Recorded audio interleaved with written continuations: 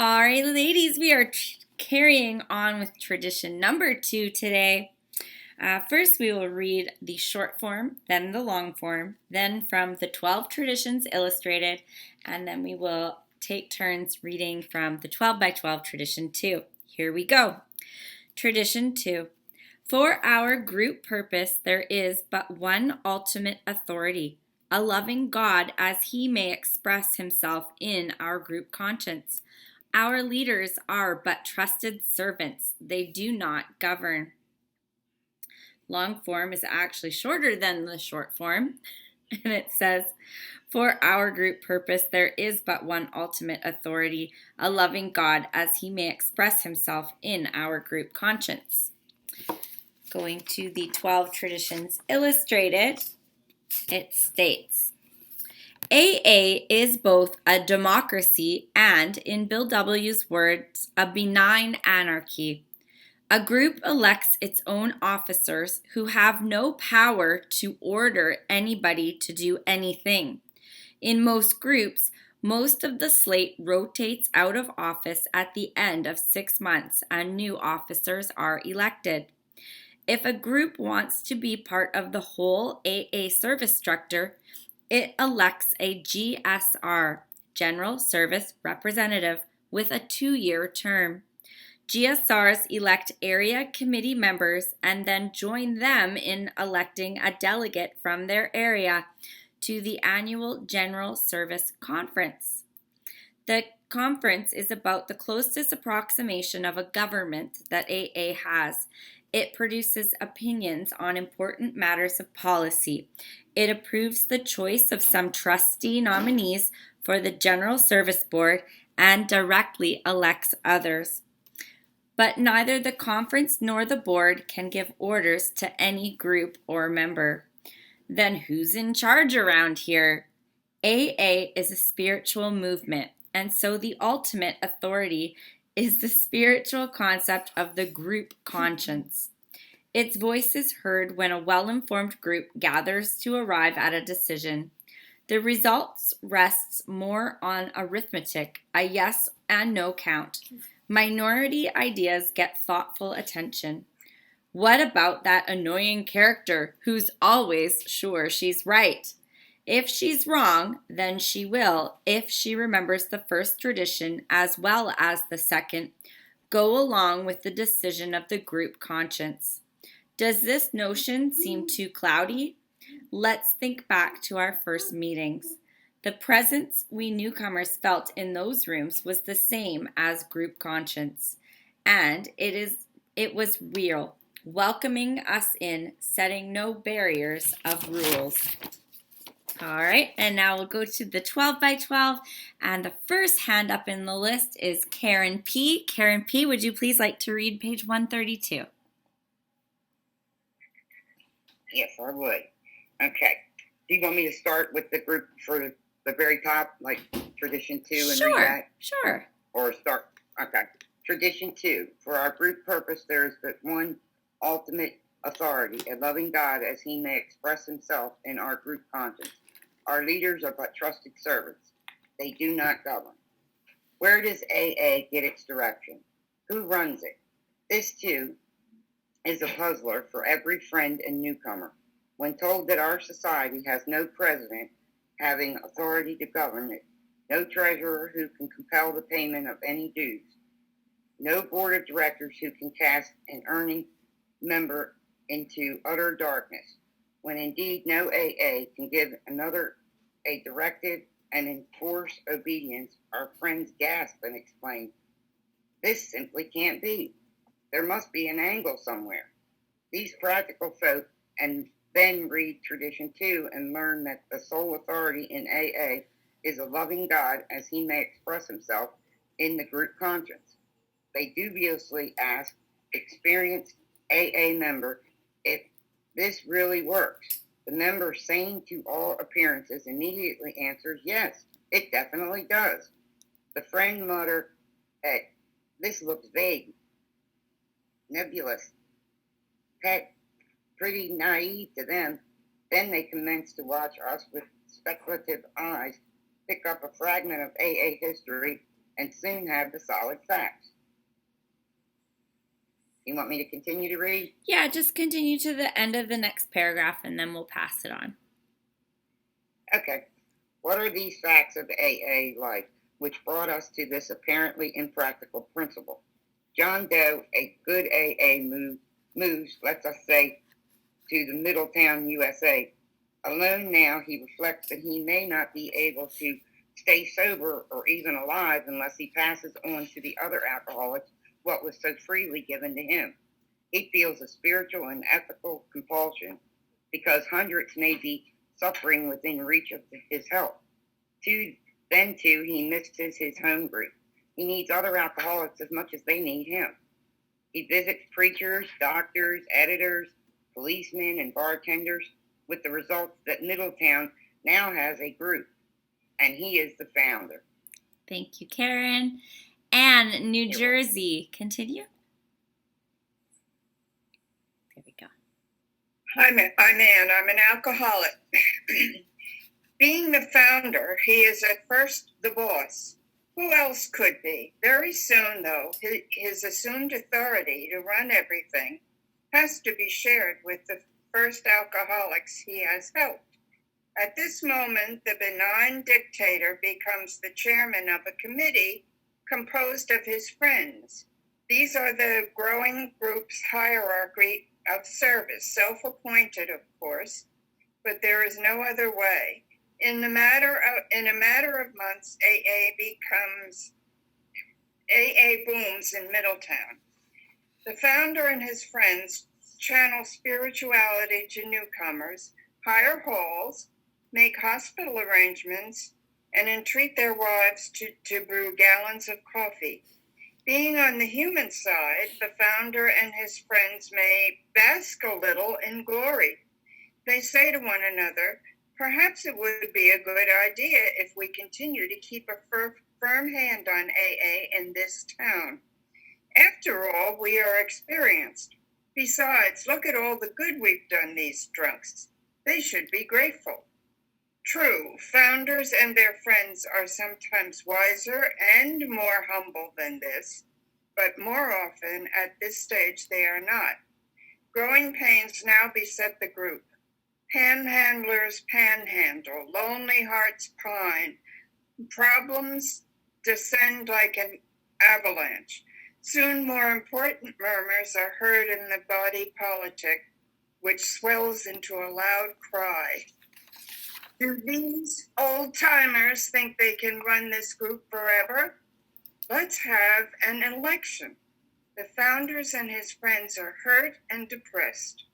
They rush from crisis to crisis and from member to member, pleading, but it's no use. The revolution is on.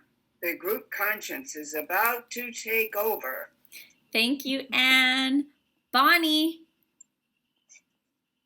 Oops, gotta unmute.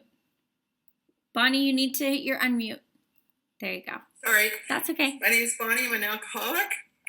Now comes the election. If the founder and his friends have served well, they may, to their surprise, be reinstated for a time. If, however, they have heavily resisted the rising tide of democracy, they may be summarily beached. In either case, the group now has a so-called rotating committee, very sharply limited in its authority. In no sense whatever can its members govern or direct the group. They are servants. Theirs is the sometimes thankless privilege of doing the group's chores. Headed by the chairman, they look after public relations and arrange meetings.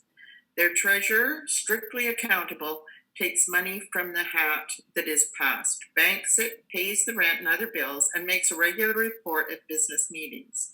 The secretary sees that literature is on the table, looks after the phone answering service, answers the mail, and sends out notices of meetings. Such are the simple services that enable the group to function. The committee gives no spiritual advice, judges no one's conduct, issues no orders.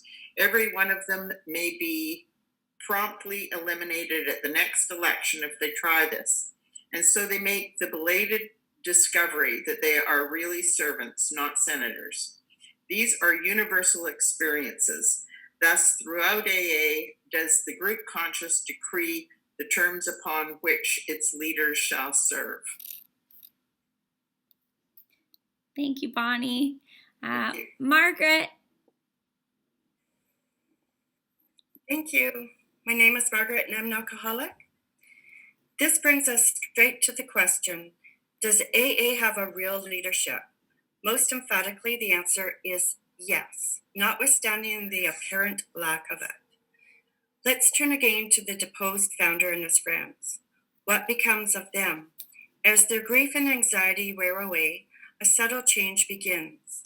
Ultimately, they divide into two classes known in AA slang as the elder statesman and bleeding deacons.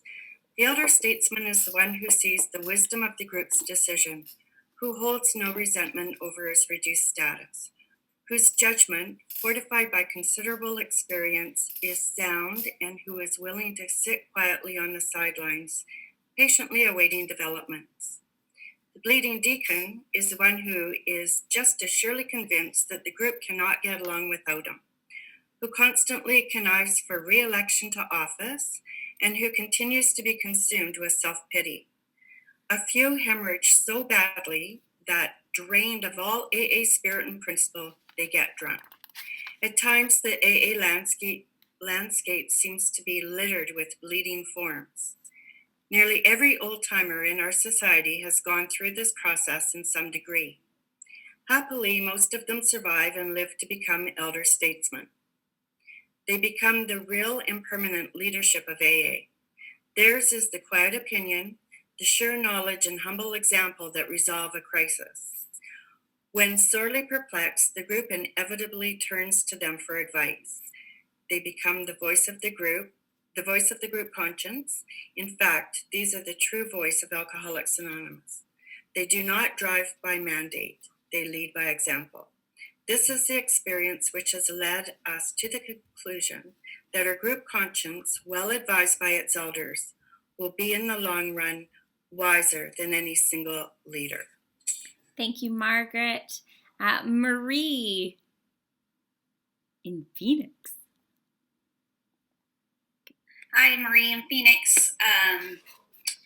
Alcoholic. Okay. When in AA was that only 3 years old, an event occurred demonstrating this principle. One of the first members of AA, entirely contrary to his own desires, was obligated to conform to group opinion. Here is the story in his words. Do you want me to keep going? Yeah. Okay. One day, I was doing a 12-step job at a hospital in New York. The proprietor, Charlie, summoned me to his office. Bill, he said, I think it's a shame that you are financially so hard up. All around you, these drunks are getting well and making money. But you're giving this work full time and you're broke. It isn't fair. Charlie fished in his desk and came up with an old financial statement. Handing it to me, he continued, this shows the kind of money the hospital used to make back in the 1920s. Thousands of dollars a month. It should be doing just as well now, and it would, if only you'd help me. So why don't you move your work in here? I'll give you an office, a decent drawing account, and a very healthy slice of the profits. 3 years ago, when my head doctor Silkworth began to tell me of the idea of helping drunks by spirituality, I thought it was crockpot stuff. But I've changed my mind. Some days, this bunch of ex-drunks of yours will fill Madison Square Garden, and I don't see why you should start meanwhile. What I propose is perfectly ethical. You can become a lay therapist and more successful than anybody in the business past. All right, Marie. Oh, Marie. Oh, that was Marie. Sorry, Marie. Emily. I gotta remember to lower my hands. Hi, everybody. I'm Marie Alcoholic. I was bowled over. There were a few twinges of conscience until I saw how really ethical Charlie's proposal was. There was nothing wrong whatever with becoming a lay therapist. I thought of Lois coming home exhausted from the department store each day, only to cook supper for a house full of drunks who weren't paying board. I thought of the large sum of money still owing my Wall Street creditors. I thought of a few of my alcoholic friends who were making as much money as ever. Why shouldn't I do as well as they? Although I asked Charlie for a little time to consider it, my own mind was about made up. Racing back to Brooklyn on the subway, I had a seeming flash of divine guidance. It was only a single sentence, but most convincing. In fact, it came right out of the Bible. A voice kept saying to me, "The laborer is worthy of his hire." Arriving home, I found Lois cooking as usual, while 3 drunks looked hungrily on from the kitchen door. I drew her aside and told the glorious news. She looked interested, but not as excited as I thought she would be. It was meeting night. Although none of the alcoholics we boarded seemed to get sober, some others had. With their wives, they crowded into our downstairs parlor. At once I burst into the story of my opportunity. Never shall I forget their impassive faces and the steady gaze they focused upon me. With waning enthusiasm, my tale trailed off to the end. There was a long silence. Pass. All right. iPhone. Not sure which iPhone it is. There's no picture. Hi, Oh, hey. it's Trish. I'm an alcoholic. Hi, Trish.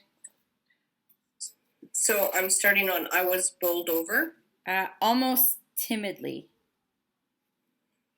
Sorry, I shouldn't have put it. Almost timidly, one of my friends began to speak. We know how hard up you are, Bill. It bothers us a lot. We've often wondered what we might do about it. But I think I speak for everyone here when I say that what you now propose bothers us an awful lot more. The speaker's voice grew more confident. Don't you realize, he went on, that you can never become a professional? As generous as Charlie has been to us, don't you see that we can't tie this thing up with the hospital or any other? You tell us that Charlie's proposal is ethical. Sure, it's ethical. But what we've got won't run on ethics only. It has to be better. Sure, Charlie's idea is good, but it isn't good enough. This is a matter of life and death, Bill, and nothing but the very best will do. Challengingly, my friends looked at me as their spokesman. Continued, Bill, have you often said right here in the meeting that sometimes the good is the enemy of the best? Well, this is a plain case of it. You can't do this thing to us. So spoke the group conscience. The group was right and I was wrong. The voice on the subway was not the voice of God. Here was the true voice. Welling up out of my friends, I listened, and thank God I obeyed. Thank you so much, Trish. Sorry we ran out of pages, MJ, but I hope you'll share with us. All right, so I shall read the questions for thought and discussion from the Traditions Checklist from the AA Grapevine. So it says, Tradition 2, for our group purpose, there is but one ultimate authority, a loving God as he may express himself in our group conscience. Our leaders are but trusted servants. They do not govern. 1.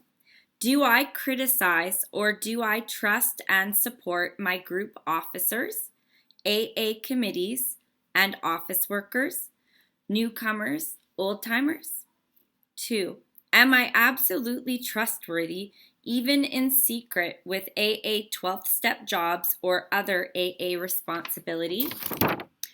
3. Do I look for credit in my AA jobs, praise for my AA ideas? 4. Do I have to save face in group discussion, or can I yield in good spirit to the group conscience and work cheerfully along with it? 5. Although I have been sober a few years, am I still willing to serve my turn at AA chores? 6. In group discussions, do I sound off about matters on which I have no experience and little knowledge? I absolutely love Tradition 2. I am so grateful for my service sponsorship, which we talked a bit about service sponsorship last meeting, in which, in the forming of the 164 and beyond meeting, that did start as a tiny, tiny little remote communities committee meeting, and as most of you know, it morphed into something a little bit bigger.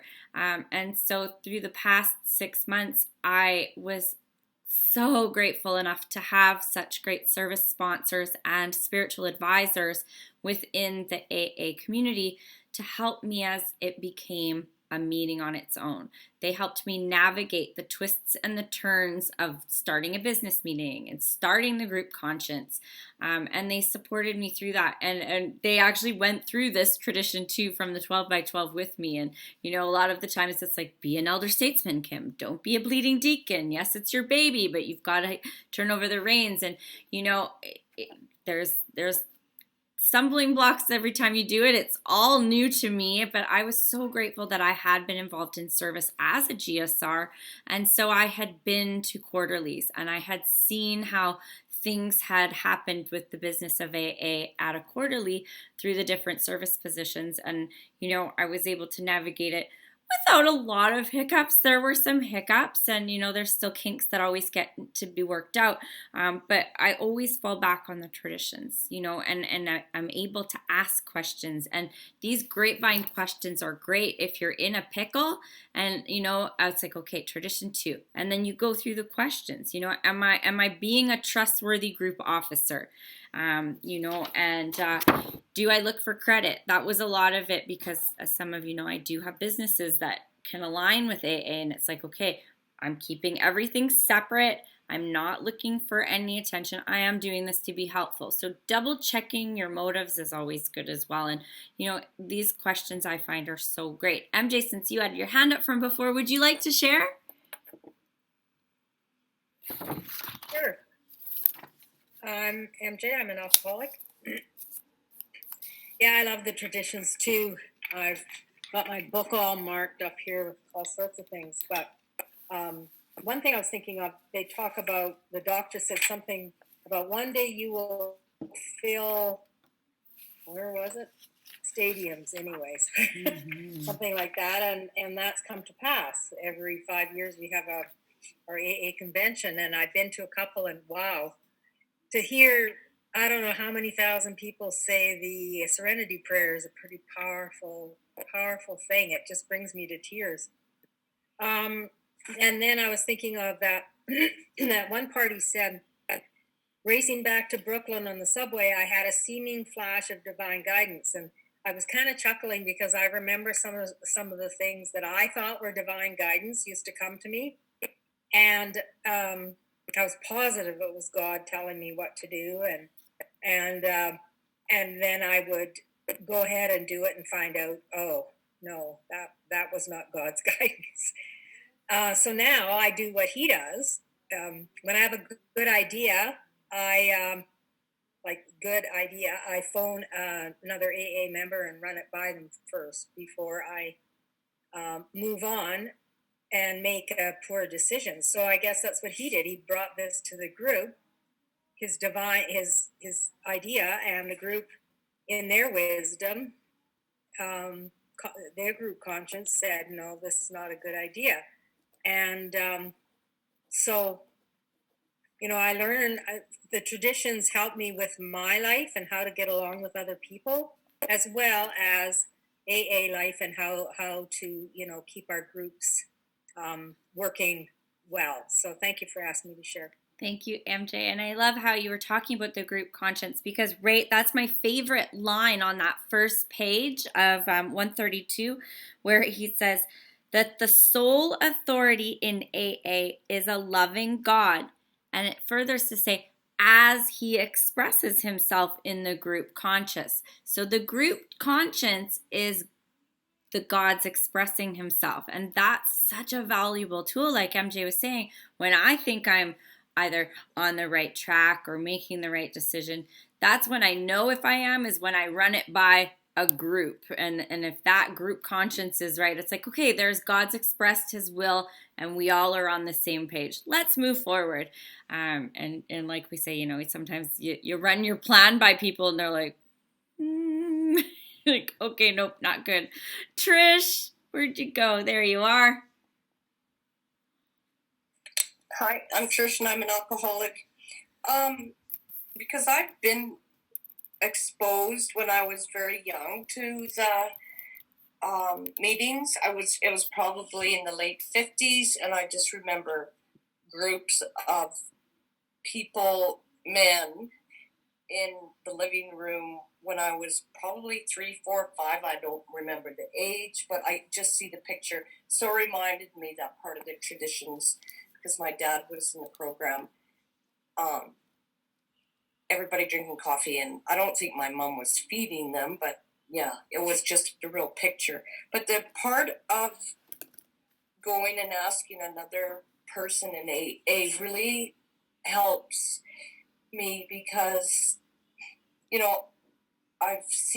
I've never been in a meeting like the financial meetings or anything with different programs, but I've seen people afterwards, and some of the times I was a little bit shocked, so I would just phone somebody up and say, "Are you okay?" And they'd say, "Oh yeah, fine, that's just all part of it." They have discussions, and I think they're offending somebody, but really they're not. They're just talking, because I'm so new in the program. But I would have to say that I would have to be really on top of checking myself to make sure I'm not doing it to get credit exactly how I've lived my life, is always looking for credit, or somebody say, "Oh, good job," or this or that, or blah, blah, blah. I would have to really, really watch that if I was in any of those positions. Thanks for listening. Thanks so much. And speaking of those big group meetings, getting to witness the quarterlies and the business of AA, you get to learn how the majority, which is the group conscience, is important, but the minority voice is very important in AA as well. But like it says to it in question 4, do I have to save face in a group discussion, or can I yield in good spirit to the group conscience and work cheerfully? So when they do have a motion or a discussion, and the majority has the vote, the minority always gets a voice to try to change the mind of the majority. Doesn't always work. I've seen it work once, but that's important to know, to yield after you get that minority voice, and it still doesn't go your way, that you cheerfully say, okay, the group has expressed its thing. So it's fun. If anybody gets the opportunity, go check out the business of AA. It's super, super, super interesting. Emily. Hi, Emily, alcoholic. I'm so glad we're doing this. I know that the traditions are what keep AA alive, honestly. And I'm not really big on business meetings. I don't like confrontation, and I think sometimes they get kind of heated. And I, at the same token, I can, I really appreciate it's not my strong suit, in other words, so I sort of stay out of politics in general, all politics, but I do see how very valuable that these traditions are. And I especially like tradition 2 as well, because, just that language is so beautiful. Our leaders are but trusted servants. And that line, you think of a leader as someone who's sort of like up here and, sort of calling the shots, and everyone looks up to them. And you sort of think of a servant as someone like down here who, gets kind of like abused or told what to do, But it's just, I don't know, it's a beautiful sentence to me. I've always liked that line. And I had something else to say that I can't really think of right now. Yeah, I'm just really happy we're doing this so I can learn a little bit more about. Oh, I did have a question. If anyone knows, and not that it really matters, but I'm wondering who the friend was who sort of piped up and spoke up and saying this is maybe not the greatest idea to Bill. I'm just curious if anyone knows. I think from the story it was a group member, another group member, but I could be mistaken. Joanne. Hi everyone, I'm Joanne. I'm an alcoholic addict and a grateful member of AA. And there was so much that I wanted to say, and I asked God, like, how could I simplify this? And what came to mind was in the 12th step, having had a spiritual awakening, being able to carry the message. I have been in some of the craziest business meetings you would ever want. No, I'm serious. Like when someone said to me, there are people carrying their guns into this meeting. Should I start bringing mine? I'm talking insanity. And what I have to say overall is that if you're in a group that's not carrying the message that says, okay, here's the personal recovery, and come to a business meeting and get involved, and we'll help you walk through this. And there's ways that's part of the healing process. It's part of the bigger healing process. I learned personal recovery, but then I had to go to business meetings to learn how I interacted with other people.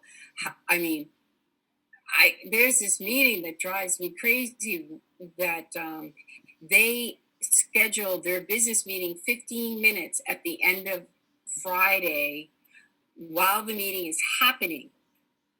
So they end their meeting 15 minutes early so they can take care of business and everyone can be out on time. And there's no confrontation because you only have 15 minutes to talk about anything. And I came in and I shook it up. And oh my God, the egos were flying.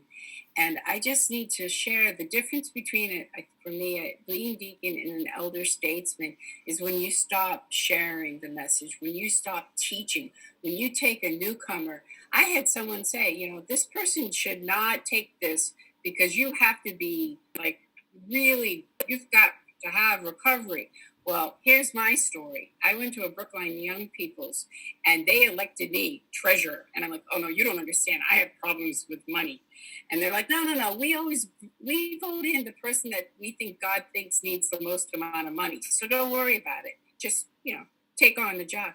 And they wouldn't get a bank account. So I stored all this money under my bed. And I was living in Boston and I needed money to get to the transit authority to get to a meeting.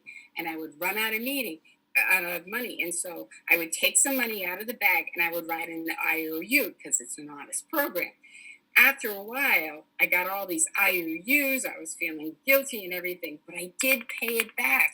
But the fact that I couldn't go drinking was like, oh shit, if I go drinking, I can't pay these IOUs back. And I won't be able to come to this meeting. I eventually made it through. I paid back the money. I got to my meeting and I said, please take this. And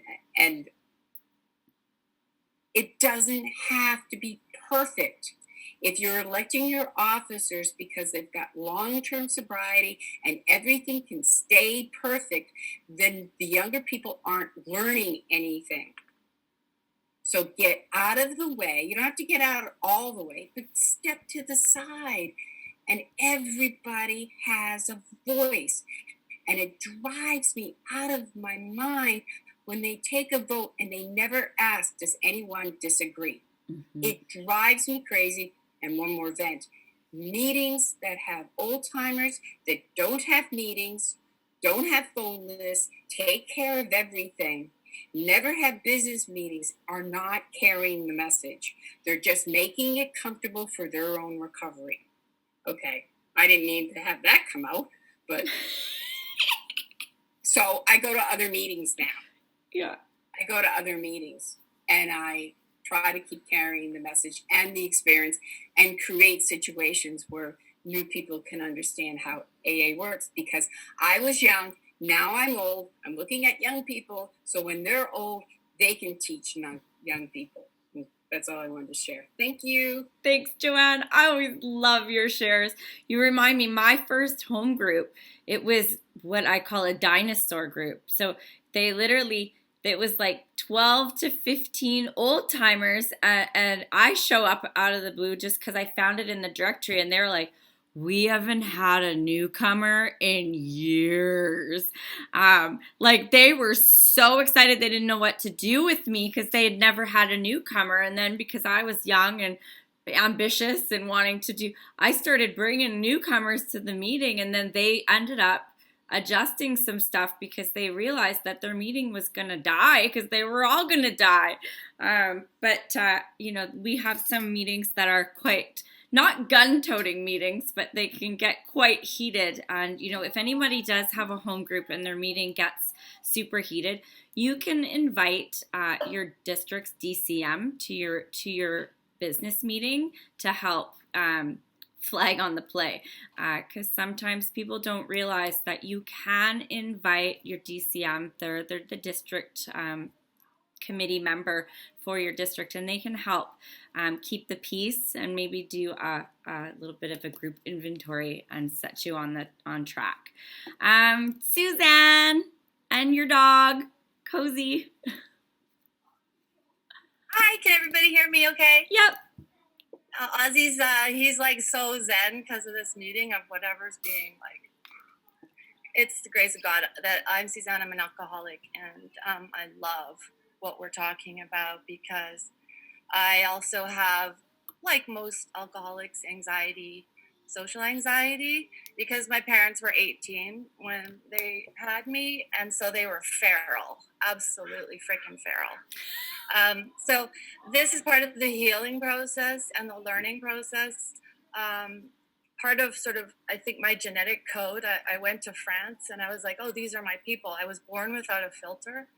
I also am a Sagittarian, so I say things that are wrong. I fuck up all the time, and I feel bad. And so you guys are teaching me. And what my sponsor said, because I've been triggered so many times. I've done more step fours, I think, than, I don't know, God, maybe.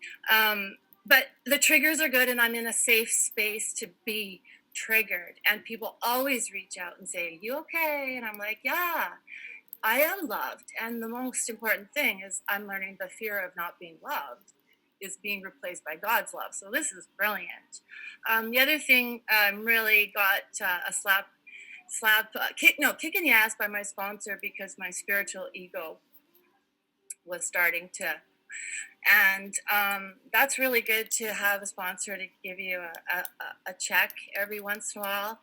A spiritual slap side to the back of the head is great. But also because this program saved my life, I owe everything. So I want to give everything. Like AA is my church. And I'm learning. I go to the big book, which is the Bible sometimes, and I ask people when I'm unsure, but I am a seeker, and I'm learning so much from all of you. And, I love that we're all equal because we're teaching each other. The newcomer is teaching me. The old timers are teaching me. I'm teaching the old timers, and it's a beautiful circle. And so they all work. They're all cogs that actually work. I work with teachers who are very similar to alcoholics in that they're all directors. Robert's rules for public speaking, all this stuff that I'm doing actually here is actually professional development for school and getting along with irate parents. So Kimberly, you and I somehow, our planets collided. So I love you guys. Thank you for continually humbling me with learning. Mwah. Oh, these would be so transferable to your world. 100%. Oh, yeah. I love that term spiritual ego because, I was thinking about question number 5 before you started sharing, and then you shared on that spiritual ego. And it's like, question 5 is, although I've been sober a few years, am I still willing to serve my term at AA Chores? And it makes me think of my sponsor who still does the cigarette butt picking up in the parking lot, and yes, we serve these service roles, but we still take our turn with the service positions that, some might say, oh, well, I've been sober for years. I'm not picking up cigarette butts. Yeah, you are. Go get out there. Pick them up.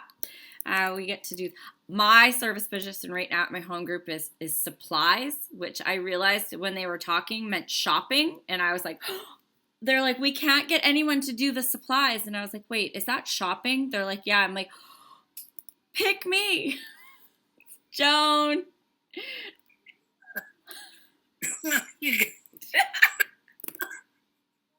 You got me tickled. Sorry.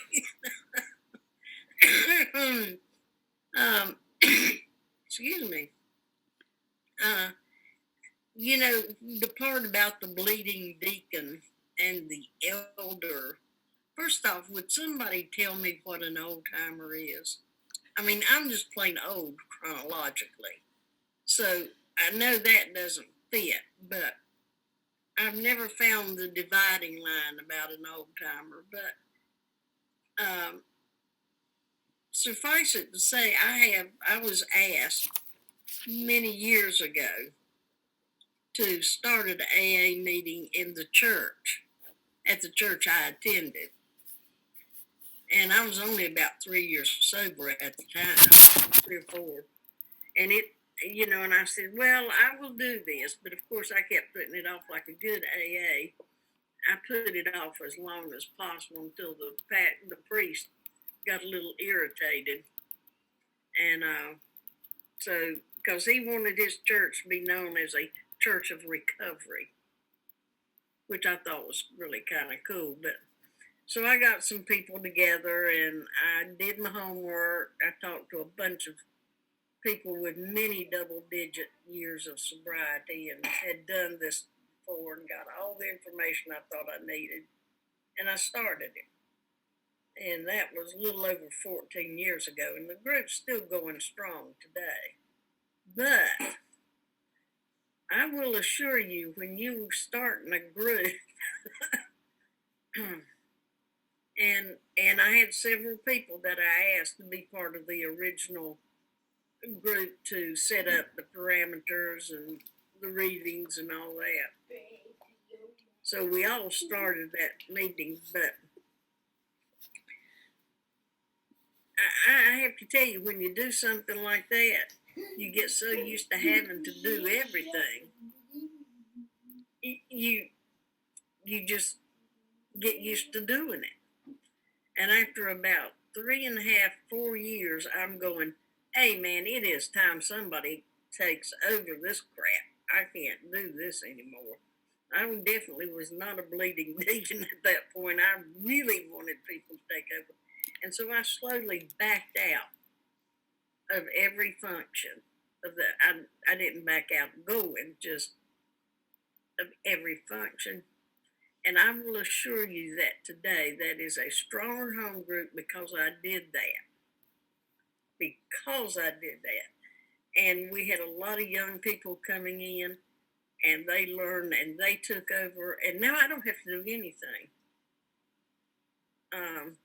Which I'm really quite happy about because I do enough service work otherwise. But I'm telling you, if you ever feel you're getting in a bleeding deacon position, get out of it. It's like a great weight lifted off your shoulders. I mean, because it will function without you. And I love watching the young people take over. It is wonderful to watch because they're going to be the future of AA. And I guess that's all I had to say. Thank you so much. Tom Wicks was talking about the definition of the old timer the other night at the meeting, and he says every time he goes to convention, they keep raising the bar. It's like this bar he keeps chasing. So he couldn't define it either. Miss Bonnie, I think I seen you at my original home group best discussion a few times back in the day. Hi, Kimberly. Hi. My name is Bonnie. I'm an alcoholic still. I think the traditions and the steps are divinely inspired. There's just no question in my mind about that. You know, as a working person, I was in many meetings. And I thought when I retired, I was leaving those meetings behind. Well, no such luck. Anyways, it's been kind of interesting because I have a home group that I've had for the last couple of years. And recently, around the issue of Zoom and making the meeting a hybrid meeting, there's a big dust up at the OK Corral about this particular topic. So I've witnessed at our last business meeting behavior that I've never seen before in a business meeting. And it shocked me. It absolutely shocked me. And the fallout was that a number of the people that were in the minority have now left the meeting and withdrawn their membership from that meeting. Now that whole situation really upset me. But I finally figured out, okay, number one, I'm going to stay because I always leave, right? That has always been my modus operandi. If I was getting uncomfortable with something or whatever, if it was a relationship or whatever it was, I fold. So I decided, even though this really is kind of crazy what's going on right now, that I'd stay. But the other thing I realized was how I still really hang on to expectations because they're not doing it right, right? They're not doing it right. They are leaving this group because the group conscience isn't the way they want it to go. And so I'm getting myself all in a great big stew about this and thinking, oh my gosh, I should be leaving and everything else. So anyways, I learned a couple of lessons through this. And I guess I have to belt up again when the next business meeting comes because I don't know how it's all gonna work out. But it's been interesting for sure. That's all I've got to say. Thanks. Thank you so much. Thank you so much, Bonnie. And yes, I've heard many of the same tale regarding the current world pandemic situation and meetings. And I'm very grateful my in-person meeting did not have such a kerfuffle, but yeah, it's a sad state. Annette, good morning. Good morning, good afternoon here. I'm so glad you're here. I'm Annette and I'm an alcoholic. I had a rough morning this morning and go back to work full time tomorrow. So doing kind of the last bit to get ready. And of course, then Zoom crashed. So like half of my work all morning disappeared. So and then I looked at the clock. I was a little late and I'm going, oh, good. I can go there, again, get centered again. Good topic. It made me think about a long time friend. She was a year longer in the program than me, and we shared the same sponsor for a long time. She passed a few years ago. But she always said, the group, AA group is God with skin on. And it took me a while to understand that. But really it comes back to this tradition, is that the collective voice. And if people have a hard time with the higher power, it comes back to this too, of looking at the group. What is that group message? So I'm just thankful for that reminder today because the pleasant memory of Patty and how much she was part of my sobriety and helping me, along with my sponsor. And the other thing that my sponsor always said, you always talk, like you mentioned, talking to other people to try to get, what, instead of being in our own heads, what is the good orderly direction that I need. But then also be careful about not going to like 15 different people. Again, we always go back to the 3. If you're talking to more people and trying to look for different opinions, you're in love with the problem. So it is, trying to narrow that. I just had, some random, kind of thoughts about it. I really liked the service work. Of course, I came in the days when we were emptying ashtrays, and sometimes us Us old timers will say, we kind of miss the old cigarettes because that gave service work to the new people. But sponsors will tell their new sponsees, and just say, oh, okay, he's signing up for coffee this month, or for the next 2 months or something. And sometimes, I remember that a sponsor saying, you are now going to make coffee for a while. That gets you to the meeting. So that's really important. And now if we're going to do it by Zoom, then to be a host or be a co-host, learning how to do that. We have a thing that we rotate assignments in my home group, that you can't hold on to the same assignment for more than 2 years. Before, we always had it as a year, but sometimes we'll allow it to go for 2 years.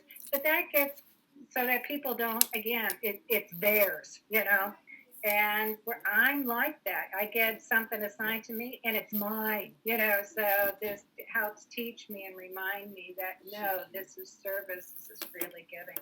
It's not me, it's not all about me. But yeah, this also makes me think about, I kind of miss my home, going in person to the home group. Zoom, thank God for it, but I do miss it. And I, and work with alcoholics when we disagree, well, we talk it through, and then we practice. It's a good opportunity to practice letting it go, and practice patience and tolerance. So with that, thank you all for being here today. I feel so much better than I did, an hour ago. Thanks, and I pass. Thank you so much, Annette. And I love that. I like the power of 3. I tend to stick to about 3 people if I'm ever looking for advice. Any more than that, you're kind of looking for a co-signer. And you're just going, I didn't like the first 3, so I'm going to try the next 3 and see if they give me a different opinion. Well, if the first 3 disagreed with you, probably should stick to that one. I don't see any more hands up. Let's say the Serenity Prayer and open it up for chat and girl talk. And Gretchen, I see you. I'm so glad you joined us. Hello. Alrighty, let's do the Serenity Prayer. Unmute all. Who makes this all possible? God. Grant me the serenity to accept the things I cannot change, courage to change things I can, and wisdom to know the difference.